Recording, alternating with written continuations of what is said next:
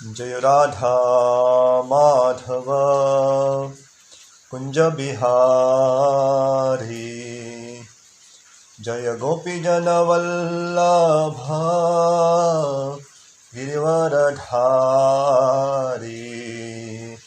यशोदानंदन व्रज जनरंजन यमुना तीरावनचारी।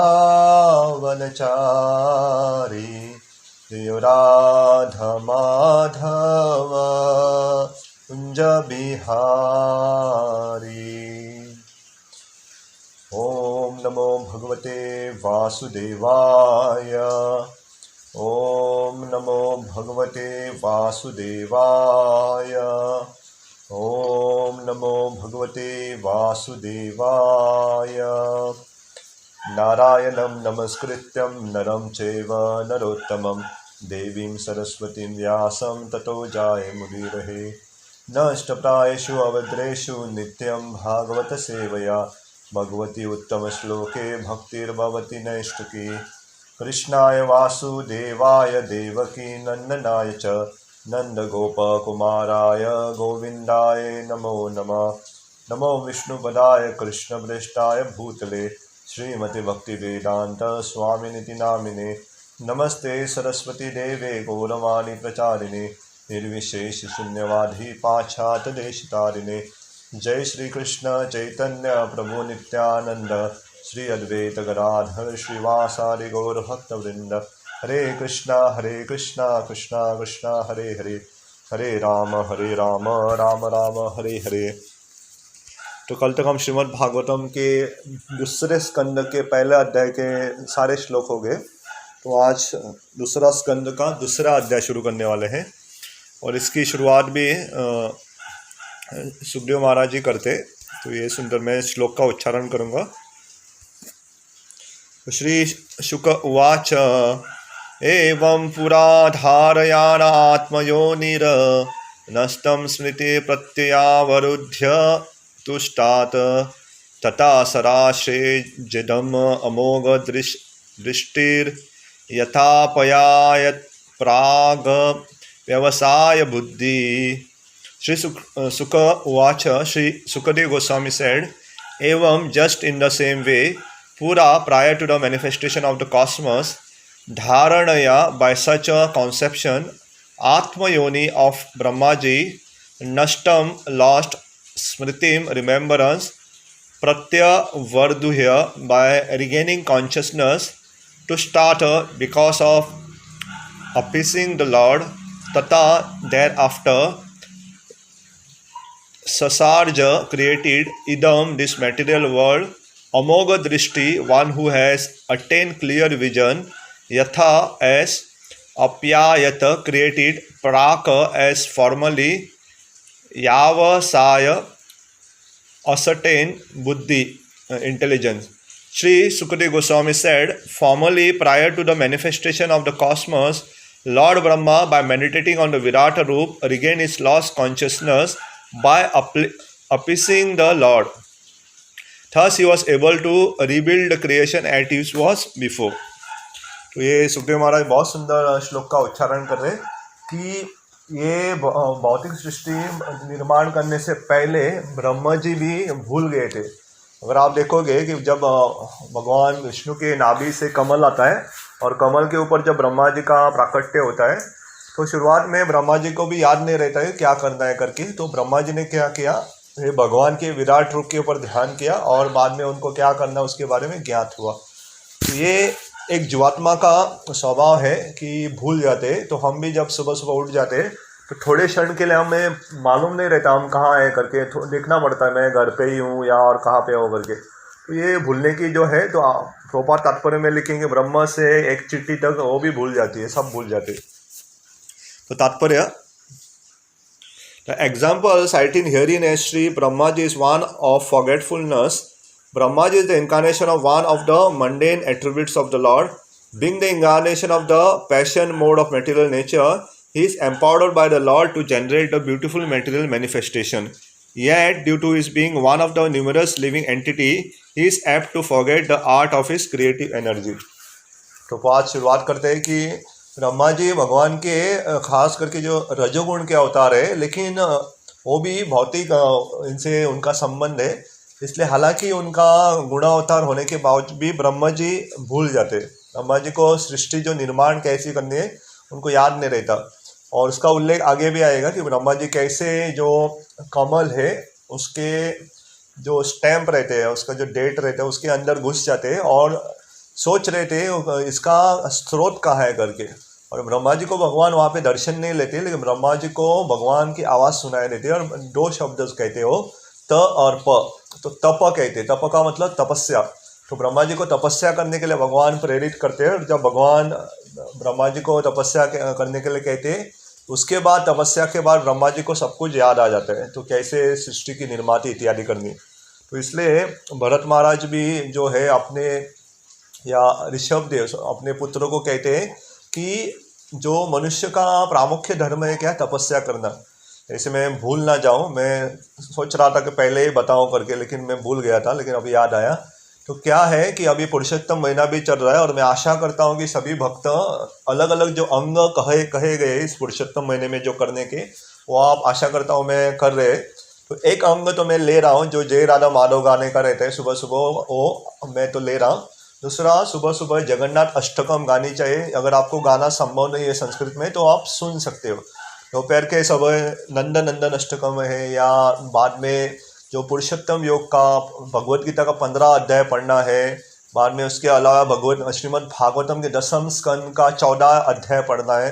तो अगर आपको पढ़ना संभव नहीं है तो मैंने हमारे ग्रुप्स में मापसा, शिवलिम, मोरजिम सारे ग्रुप्स में ये लिंक्स आए हैं, तो आप सुन सकते हो अगर आप पढ़ नहीं सकते तो। उसके अलावा एक विशेष मुनि का मंत्र है, उसके 9 बार कहना। तो बहुत सारे अंग है, तो जो भी आपने चुनाव किए तो आशा करता हूँ मैं आप ये नियमित रूप से करेंगे करके 1 महीने के लिए। तो भगवान की अगर आपको मंदिर की परिक्रमा करना संभव है तो भगवान की मंदिर की 4 बार परिक्रमा कर सकते हैं। और जिसको मंदिर की परिक्रमा करना संभव नहीं है वो तुलसी महारानी की 4 बार परिक्रमा कर सकते हैं। इसके अलावा जैसे हम कार्तिक में भगवान को घी का दिया दिखा देते हैं, वैसे इस महीने में भी भगवान को घी का दिया दिखाना चाहिए पूरे महीने भर। और इसके अलावा विशेष अगर किसी को संभव है, भगवान को अलग अलग प्रकार के पुष्प अर्पण करने चाहिए। जैसे अगर सुगंधित पुष्प जैसे गुलाब या मोगरा, जिनके पास भी सुगंधित पुष्प है भगवान को अर्पण कर सकते हैं। और विशेषता भगवान को तुलसी, और अगर किसी के पास तुलसी मंजरी है तो सबसे बढ़िया है। तो सबके पास तुलसी मंजरी तो बहुत कम आती है, लेकिन अगर आपको है आपके पास तुलसी मंजरी तो पूरे महीने भर तुलसी मंजरी आप अर्पण कर सकते हो। और इसे व्रत तोड़ने के लिए भी अगर ऐसा कहा जाता है कि आखिरी में ये पूरा महीना होने के बाद आपको जो दूध का मिठाई रहता है, मिल्क स्वीट, वो 33 या 33 क्रमांक के जो दूध का मिठाई रहता है, एक गृहस्थ जो दोनों पति पत्नी नियमित रूप से भगवान का ये सारे नियम पालन करे, व्रत इत्यादि, उनको आप दान कर सकते हैं, उनको दे सकते हैं। तो ये पूरा 1 महीने भर जितना आपको संभव है, या तो आप जगन्नाथ अष्टकम सुन सकते हो, जय राधा माधव सुन सकते हैं, पुरुषोत्तम योगा भगवद गीता 15 अध्याय पढ़ सकते हैं, श्रीमद् भागवतम का 10वें स्कंद का 14 अध्याय जो ब्रह्मा की स्तुति है उसके बारे में पढ़ाई कर सकते हैं। तो बहुत सारे हैं, तो थोड़ा थोड़ा चुनाव कर। इसके अलावा बहुत सारे दान धर्म करने की है, तुलसी महारानी की परिक्रमा है, भगवान के मंदिर की परिक्रमा है, या किसी को संभव है तो दिन में 1 बार प्रसाद ले सकते हैं, या किसी को संभव है तो जमीन पे सोना है। तो बहुत सारे नियम दिए गए हैं। तो ये नियम क्यों दिए जाते हैं? ताकि हमारी जो भक्ति है, भगवान के प्रति जो प्रेम है वो बढ़ सके।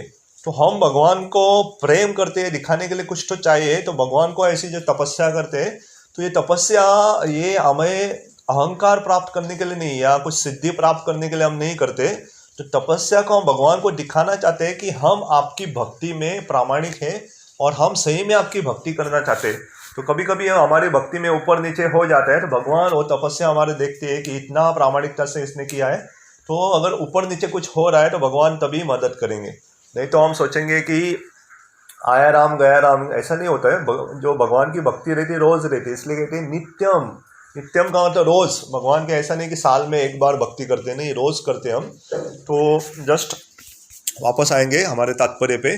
तो हमने देखा कि ब्रह्मा जी को भी भूल जाते हो तो भगवान उनको कहते हैं कि जो विराट रूप उसके ऊपर ध्यान करने से उनको याद आ जाता है। Yet This forgetfulness of living being beginning from Brahma down to the lowest insignificant end is a tendency which can be counteracted by meditation on the Virat रूप of the Lord. तो प्रभुपाद साफ साफ कह रहे थे कि ब्रह्मा हो या छोटी सी चिंटी भी हो, उनको भूलने की आदत रहती है, और ये आदत ये हम कैसे छुड़ा सकते हैं? अगर आपको भूलना है तो हमें विराट रूप के ऊपर ध्यान करना चाहिए।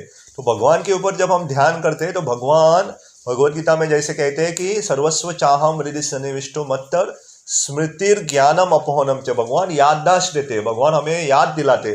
तो अगर सही में देखा जाए कि ये जो साइंटिस्ट या वैज्ञानिक वो समझ नहीं पाएंगे, जब एक व्यक्ति सो जाता है, अगर आपने बारीकी से अनुभव किया रहेगा, तो जब एक व्यक्ति उठता है सुबह सुबह तो याद नहीं रहता है, तो परमात्मा स्वरूप में जो भगवान अंदर रहते हैं वो उसे याद दिलाते, हाँ मैं फलाना फलाना दास हूँ, मैं थिवीम में रहता हूँ, मैं यहाँ पे अभी घर पे सोया हूँ, तो उठो करके। तो अगर 2 सेकंड के लिए हमें याददाश्त नहीं आती है तो ये कौन याददाश्त लेते हैं वापस? अगर हमारा अंदर का जो डेटा है, जो भी हमारी याददाश्त है वो भगवान ने मिटा दी, तो हमको याद नहीं आएगा कि हम कौन है करके। तो भगवान वो सारा रखते हैं। इसलिए जो मन है, मन के अलग अलग कार्य रहते हैं। मन का एक कार्य है फीलिंग, इसे अनुभव करना, बाद में विलिंग, इच्छा करना, और मन का विशेष कार्य है कि ये सारी याददाश्तें इत्यादि वो भी इकट्ठा करके रखते हैं। तो मन वो याददाश्त देता है, तो क्योंकि ये सारे मन को स्टोर ऑफ इंफॉर्मेशन भी या बुद्धि से लेके हमें जागरूक अवस्था में लाते, तो वो सही में याददाश्त देते परमात्मा। अगर परमात्मा वो बटन बंद कर दे और मन भूल जाए देने के लिए, तो हम पहचान नहीं पाएंगे हम कौन है करके, हमको याददाश्त नहीं आएगी। तो वैसे ही ब्रह्मा हो या एक चिंटी हो, कोई भी हो, भगवान उनको याददाश्त देते हैं, और याददाश्त विराट रूप के ऊपर ध्यान करने से होती है। तो आगे this chance is available in human form of life, and in human form being follows the instruction of the Srimad Bhagavatam and begins to meditate on the Virat Roop, then the revival of his pure consciousness and counteraction of the tendency to forget his eternal relationship with the Lord can follow simultaneously. तो अगर हम भागवतम का ये उपदेश मान के विराट रूप के ऊपर ध्यान करेंगे, तो हम जो भगवान के साथ संबंध है वो भूल चुके, वो क्या होगा? पुनर्स्थापित हो जाएगा। उसे इंग्लिश में रिवाइवल कहते हैं। रिवाइवल का मतलब उसे पुनः जागरूक होते हैं कि ऐसा नहीं कि हमारा संबंध नहीं है भगवान के साथ, केवल हम भूल चुके, हमें मालूम नहीं है कि हमारा भगवान के साथ संबंध है। तो जब हम ऐसे भागवतम पढ़ते और भगवान की विराट रूप के ऊपर ध्यान लगाते, तो भगवान के साथ जो संबंध है वो पुनर्स्थापित हो जाएगा।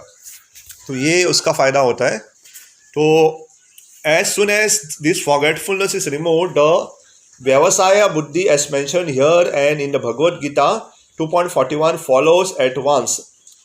तो हमें अगर आप देखोगे कि भगवद गीता के भी दूसरे अध्याय के 41वें 2.41 श्लोक में इसका उल्लेख है, और ये श्लोक में भी व्यवसाय बुद्धि के बारे में है। तो व्यवसाय बुद्धि क्या है? एक टुक उसका ध्यान कहते। तो भगवान भगवद गीता में कहते व्यवसाय आत्मिका बुद्धि एके ह कुरुनंदन बहुशाखाय अनंतस्य बुद्धयो व्यवसाय नाम। कहते हैं कि जिसकी बुद्धि एक जगह पे केंद्रित है वो मेरा ध्यान आराम से कर सकता है, और जिसकी बुद्धि यहाँ वहाँ फैली हुई है, जैसे ब्रांच कहते हैं, ये भी सोचता है वो भी सोचता है, मेरे परिवार का क्या होगा, मेरे काम का क्या होगा, मुझे अभी यहाँ जाके बाहर जाना, मुझे अभी नहाना है, बहुत उसकी बुद्धि यहाँ वहाँ लगी हुई है, वो ध्यान कैसे कर पाएगा? तो इसलिए कहते हैं कि हमें अगर किसी को ये नहीं होता तो आदत डालनी चाहिए कि एक समय पे एक ही कार्य करो। अगर आप एक समय पे एक कार्य करोगे तो भगवान की जो ध्यान, भगवान के नाम, भगवान की कथा में ध्यान करना बहुत आसान हो जाता है। और ख़ास करके जो लोग या जो व्यक्ति एक समय में 4-5 कार्य करने का प्रयत्न करते हैं, उनको ये बहुत मुश्किल होता है। तो ये नाम स्मरण करते करके सोचेगा कि अंदर क्या कुकिंग चल रहा है, या सोचेगा आज काम को मुझे क्या करना है, या अलग अलग उनको विचार आएंगे। इसलिए भगवान क्या कहते हैं? व्यवसाय आत्मिका बुद्धि एकेह कुरुनंदन, पहला एक कार्य करो और बाद में वो अलग अलग करो, बाद में दूसरा ले लो करके, तो 1 at a टाइम। तो इसलिए जब प्रभुपाद ने भी साफ साफ कहा है कि हम नाम लेते तो नाम उच्चारण करो और सुनो, उसमें मन का प्रश्न आता ही नहीं, केवल बोलना है और केवल सुनना है, तो वहाँ मन कहाँ से आए? लेकिन हमारे मन के बहुत सारे विचार आते हैं, तो उसे वापस लाना चाहिए, और भगवान का जो नाम है उसके ऊपर ध्यान करना है, वापस सुनना चाहिए। तो जैसे यहाँ विराट रूप का है, तो वैसे ही वही हमें आदत क्या डालनी चाहिए? भगवान का नाम लेते, भगवान की कथा सुनते, मन तो यहाँ वहाँ जाएगा ही, लेकिन उसे वापस लाना है। तो ये शब्द व्यवसाय का आत्मिका या व्यवसाय बुद्धि, तो ये अगर किसी का हो जाता है तो उसे उसका क्या फ़ायदा प्राप्त होता है? उसे आध्यात्मिक ज्ञान समझ में आता है, उसे भगवान के बारे में समझ आती है। बहुत बार हम भक्ति के बारे में लोगों को बताते या कभी कभी भक्त भी पढ़ते हैं, लेकिन समझ में नहीं आता। उसका प्रामुख्य कारण है कि हमारी जो बुद्धि अलग अलग स्थानों पे लगी हुई है और हम जो शास्त्र में दिया गया उसके ऊपर विश्वास नहीं करते। हमें लगता है ये ऐसा कैसा है, भगवान यहाँ पे ऐसा क्यों कह रहे हैं करके। तो ये व्यवसाय बुद्धि नहीं है हमारे, इसलिए हमें समझ में नहीं आता, क्योंकि हमारी बुद्धि बहुत जगह पे लगी हुई। तो क्या करना है, उस बुद्धि को वापस लाके केवल एक जगह पे, वो है भगवान का। यहाँ पे जैसे विराट रूप के ऊपर ध्यान करने के लिए कहा है, तो एक जगह पे लगाना चाहिए। तो this a certain knowledge of the living beings leads to loving service to the Lord, which the living being requires. The kingdom of the God is unlimited, therefore the number of the assisting hands of the Lord is also unlimited. The Bhagavad Gita 13.14 asserts that the Lord has his hand, leg, eyes and mouth in every nook and corner of his creation. तो भगवद गीता में भी इसका उल्लेख है कि भगवान के जो हाथ, नाक, कान इत्यादि सारे पृथ्वी के या सारे ब्रह्मांड के कोने कोने में है। तो जहाँ जहाँ हम जाएंगे ऐसा कोई भी जगह नहीं है जहाँ भगवान नहीं है। तो मुझे दक्षिण भारत में हमारे उडुपी मंदिर है, तो वहाँ पे एक बहुत बड़े गुरु थे। तो उन्होंने, एक भक्त थे, उनको एक विशेष करके एक सेवा दी थी। तो ये भक्त जब भी हम उडुपी जाते हैं तो भगवान के मंदिर के पीछे उनका एक छोटा सा वहाँ पे एक मंदिर है। तो ये भक्त का नाम है कनकदास करके। तो ये कनकदास जब, क्योंकि वो उस सामाजिक दृष्टि से वो थोड़े नीची जाति के थे, इसलिए उनको जो बाकी के ब्राह्मण विद्यार्थी इत्यादि थे उनको थोड़ा पास आने नहीं देते थे। लेकिन जो उनके गुरु थे उनसे बहुत प्रेम करते थे। तो उनके गुरु ने एक बार सारे विद्यार्थी को एक सेवा दी थी, सबको एक एक केला दिया और कहा कि ये केला जाके खाओ करके, लेकिन केला खाते हुए आपको कोई देखना नहीं चाहिए। तो ये सारे बच्चे गए और थोड़ी देर बाद केला खा के वापस आए। तो गुरुजी ने पूछा, आपने केला खाया? तो शिष्य ने कहा, हाँ हमने केला खाया करके। तो गुरुजी ने पूछा, आपको किसी ने देखा तो नहीं? तो एक ने कहा, नहीं नहीं, मैं एक कमरे में गया, कमरे को बंद किया और पलंग के नीचे जाके क्या किया, केला खाया। दूसरे ने कहा, मैं पेड़ के ऊपर चढ़ गया और पेड़ के ऊपर मैंने केला खाया कर। तीसरे ने कहा, मैं पानी के नीचे जाके केला खाया। तो ऐसे सारे लोग, किसी ने कहा तो मैं किसी झाड़ियों में जाके वो केला खाया करके। तो सारे बच्चों ने वो केला खा लिया था और चुपके से, उनको लग रहा था उन्होंने चुपके से केला खा लिया और किसी ने नहीं देखा। तो केवल एक बच्चा था उनमें से, वो है तो कनक, उसने वो केला वापस लाया था। तो जैसे ही बाकी बच्चों ने देखा कि ये कनक ने केला नहीं खाया, निंदा करने लगे। क्या एक गुरु ने आदेश दिया था वो भी आपको पूरा करने को हो नहीं रहा है? तो उनकी आलोचना करने लगे। तो गुरुजी ने पूछा कि हे कनका, आपने ये केला क्यों नहीं खा? तो कनक ने जो उत्तर दिया वो देख के सारे बच्चे हैरान हो गए और गुरुजी उनसे बहुत प्रसन्न हो जाते। तो वो कहते, गुरुजी आपने तो कहा था कि ये केला ऐसी जगह पे खाओ जहाँ पे कोई देख नहीं रहा है, लेकिन मैं जहाँ जहाँ जाता मैं देख रहा था वहाँ सूर्य है, चंद्र है, भगवान की अलग अलग आँखें हैं और कहीं ना कहीं कोई ना कोई है ही, और हर जगह भगवान है, भगवान सर्वत्र है। तो मुझे हर वक्त भगवान देख रहे। तो ऐसी कौन सी भी जगह नहीं जहाँ मैं कोई नहीं देखता, तो इसलिए मैंने केला नहीं खाया। तो गुरुजी उनसे बहुत प्रसन्न हो जाते हैं और कहते हैं कि मैं इतनी साल से आपको सिखा रहा तो केवल आप समझे, बाकी कोई समझा नहीं। तो हमें जानना चाहिए कि भगवान की आंखें, भगवान के कान, नाक, हाथ, पैर सब जगह है। तो भगवान का नाम है इसलिए सर्वत्र। तो ये ज्ञान जिसको हो जाएगा वो भगवान को कभी भूल नहीं पाएगा। वो जहाँ जहाँ जाएगा भगवान उसके साथ जाएगा, भगवान को देख पाएगा। So this means that the expansion of the differentiated part and parcel called jivas or the living entities are assisting hands of the Lord, and all of them are meant for rendering a particular pattern of service to the Lord. The conditioned soul, even in the position of Brahma, forgets this by the influence of the illusory material energy generated out of false egoism. तो प्रभुपाद वापस कहते हैं कि ये सारे जीवात्मा का काम है कि भगवान के मदद करना, भगवान की सेवा करना। तो एक हाथ देना, तो भगवान की सेवा में अपना हाथ लगाना, ये सारे जीवात्मा का काम है। और वो ब्रह्मा भी करते हैं, लेकिन ये सारे जीवात्मा है भूल जाते हैं, ब्रह्मा भी भूल जाते हैं। और इसका प्रामुख्य कारण है हमारा नित्य अहंकार। तो अहंकार के कारण हम भूल जाते हैं, क्योंकि ऐसा कहते हैं जो अहंकारी जो व्यक्ति रहता है उसका भगवान ज्ञान जो रहता है, उसकी जो बुद्धि रहती है ढक लेते हैं और वो व्यक्ति जान नहीं पाता। इसलिए जो नम्र रहते हैं, जो बहुत नम्रता से कार्य करते हैं, उनकी बुद्धि कभी क्षीण नहीं होती, उनको भगवान हमेशा याद दिलाते। तो ब्रह्मा जी की भी ये स्थिति हुई थी, वो भूल गए थे और उन्होंने विराट रूप के ऊपर ध्यान करके उनको याददाश्त वापस आ जाती है।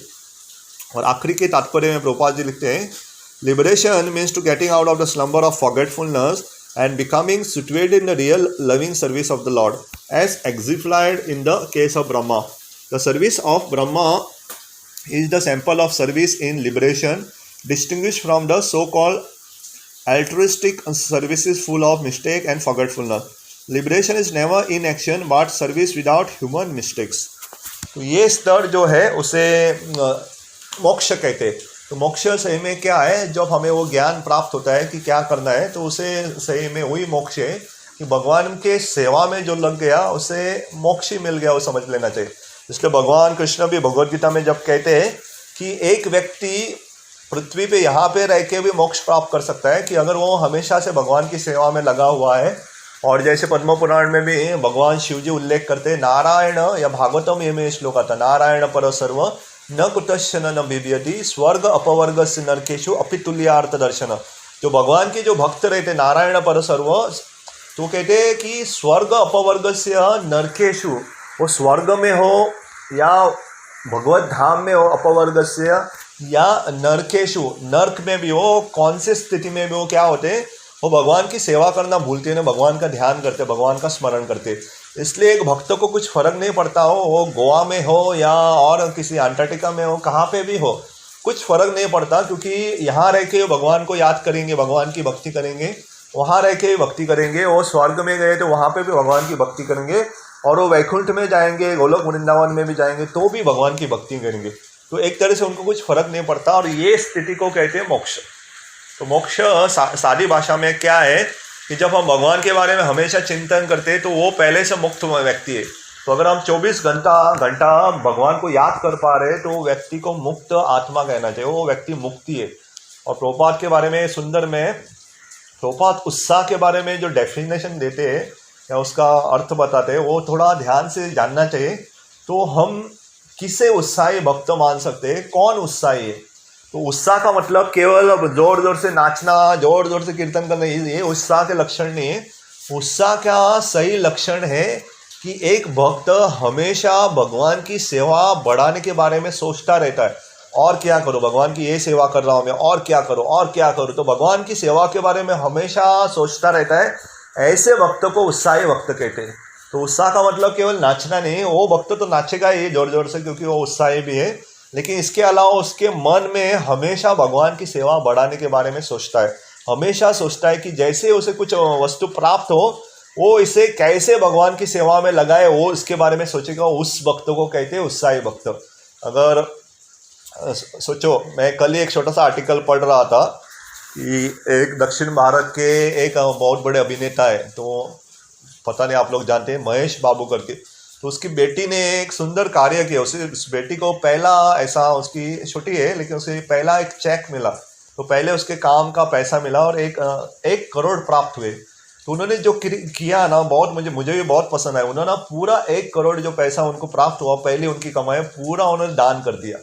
तो ऐसा कहते हैं, खास करके जो पहली सैलरी आती है, सबसे पहले हमें जो कुछ आमदनी प्राप्त होती है उसे भगवान को दे देना चाहिए। तो उन्होंने वैसा किया। उसने नहीं सोचा कि 1 करोड़ है करके मैं कैसे दे दूँगा, तुरंत दे दिया। तो हमें जानना चाहिए कि हमें कुछ भी प्राप्त होता है कि कैसे भगवान की सेवा में लगाना, वो जानना चाहिए। और ये हमें सिखाते हैं यहाँ पे। तो हमें कुछ भी प्राप्त हो, अगर किसी ने कुछ दे दिया, अगर कुछ कला है हमारे पास, तो उसे भगवान में कैसे लगाया वो जानना चाहिए। जैसे मैं कल और एक डिवोटी से बात कर रहा, तो ये सुंदर गा सकते हैं, तो गाने की उनको कला है, बहुत वर्षों का उनका अभ्यास है, तो सुंदर गा सकते हैं। तो गाओ, भगवान की सेवा में गाओ। तो जैसे वो गा रहे, तो भगवान की सेवा में जब हम गाएंगे तो वो हमारी कला को भगवान को समर्पित करने के समान हो जाएगा। इसलिए जो भी हमारे पास है उसे भगवान की सेवा में जब हम लगाते और नियमित रूप से प्रयत्न करते हैं कि कैसे भगवान की सेवा और बढ़ाए करके, तो उस भक्तों को कहते हैं उत्साही भक्त। इसलिए जो पुरुषोत्तम महीना भी है, इसका मैं दूसरा श्लोक नहीं लूँगा क्योंकि केवल 2 मिनट बाकी है। इस पुरुषोत्तम महीने के बहुत सारे नाम, इसे मल मास भी कहते थे। मल का मतलब एक तरह से विष्ठा होते हैं। लोगों को लगता था ये महीने में कोई शुभ कार्य नहीं होते थे, खास करके जो कर्म कांड के पूजा इत्यादि, यज्ञ इत्यादि नहीं किए जाते, इसलिए जो कर्मकांड का पालन करते हैं उनको मल मास कहते थे। इसका मतलब ये ठुकराव या महीना ये नहीं। तो ये जो महीने की जो देवी है उनको बहुत बुरा लग रहा था, लोग उसको मल मल कह रहे थे, इसलिए तो भगवान विष्णु के पास जाते हैं और भगवान विष्णु देखते कि ये रो रही थी, बहुत रो रही थी, तो उनको तुरंत लेके भगवान कृष्ण के पास गोलोक वृंदावन में जाते और वहाँ पे भगवान कृष्ण उनको बहुत सारे वरदान देते। उनमें से एक वरदान उनको अपना नाम ही देते। भगवान कहते कि मेरा एक नाम है, मैं सभी पुरुषों में उत्तम हूँ, इसलिए मेरा नाम है पुरुषोत्तम। तो इस देवी को पुरुषोत्तम या इस महीने को पुरुषोत्तम महीना भी कहते हैं। तो ये इसके अलावा इस महीने को अधिक कहते हैं। अधिक का मैंने 2-3 दिन पहले कहा था, ये टेक्निकली अधिक हो जाता है क्योंकि जो सूर्य और चंद्र का अगर सिद्धांत ले तो चंद्र थोड़ा पीछे रहता है, 354 दिन लगते हैं उसे एक साल में, और सूर्य को 365, तो लगभग 11 दिन का फर्क हो जाता है। तो ये 11-11-11 करके लगभग 30 दिन तक हो जाते हैं, तो 3 साल। हालांकि टेक्निकली 32 महीने और 16 दिन के बाद ये आता है, तो 32 महीने के लगभग उसमें एक महीना जोड़ा जाता है। तो ये एक अर्थ है। लेकिन अधिक का दूसरा अर्थ है कि जो भी हम भक्ति करते हैं वो अधिक करनी चाहिए, माला अधिक करनी चाहिए, भागवतम सुनना अधिक करनी चाहिए। तो मैं भी सोच रहा था भगवान की कृपा से हमारे पास इतने सारे भजन है, इतने सारी कथा है, इतने सारे कीर्तन है, तो हम ये नहीं कह सकते कि मेरे पास समय नहीं है या मेरे पास कुछ है नहीं, सुविधा नहीं है करके। तो इंटरनेट तो लगभग सभी के घर घर में अभी उपलब्ध है। तो यूट्यूब, फेसबुक, जहाँ पे लास्ट में एक बात कह के मैं रुकूंगा। तो मैं कल हमारे श्री राधा गोपीनाथ जी का जो ब्रह्मोत्सव या बर्थडे था थोड़े दिन पहले, तो उसका मैं वीडियो देख रहा था।